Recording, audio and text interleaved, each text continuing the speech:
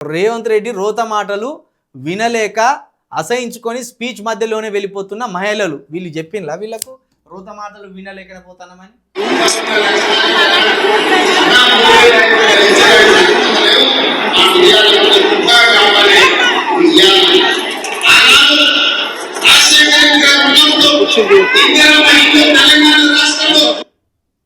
అసలు రేవంత్ రెడ్డి స్పీచ్లు ఏమాత్రం ఆకర్షణీయంగా లేవు. నిజానికి ఆకర్షణీయమైన స్పీచ్లు లేవు, పైగా సంక్షేమ పథకాలు అందుతలేవు, పైగా అభివృద్ధి ఆగిపోయింది. దానికి తోడు మేము ఇది చేస్తున్నాం అని చెప్పుకోలేని దయనీయమైన స్థితిలో కాంగ్రెస్ ప్రభుత్వం పడిపోయింది. కాబట్టి ఏమి నాళ్ళని కూర్చోవాలి అక్కడ ప్రజలు? అక్కడికి వచ్చిన ప్రజలు రేవంత్ రెడ్డి చెప్పే విషయాలలో సంక్షేమం గురించి ఉండలేదు, అభివృద్ధి గురించి ఉండలేదు.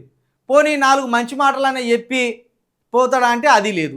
విద్వేషం, ఈర్ష, కక్ష సాధింపు ఇవి ఆయన నోటి వెంట వచ్చే మాటలు. కాబట్టి ప్రజలు ఇట్లా స్పీచ్ మధ్యలోనే వెళ్ళిపోతాను. అసలు రేవంత్ రెడ్డి మీటింగులకు ప్రజలు వస్తలేరు. వచ్చిన ప్రజలు 300, 400, 500 ఇచ్చి బలవంతంగా గుంజుకొచ్చి కూర్చోబెడితే రేవంత్ రెడ్డి స్పీచ్కి ఇట్లా స్టార్ట్ కాగానే గట్ల వెళ్ళిపోతాను. ఎందుకంటే 500 ముట్టినాయి, క్వార్టర్ సీజన్లు ముట్టినాయి, ముట్టవలసినవి అన్నీ ముట్టినాయి కాబట్టి వెళ్ళిపోతాను. ఇంకో విషయం ఏం తెలుసా?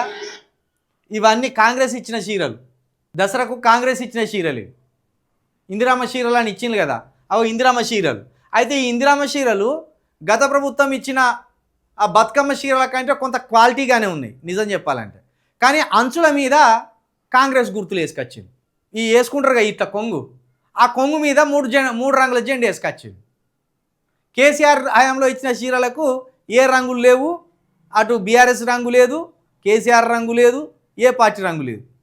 కానీ అవేమో చాలా పత్లాగా ఉండేటి అట, ఇట్లా ఒక్క దెబ్బతోకి ఇట్లా చింపితే చినిగిపోయేటి.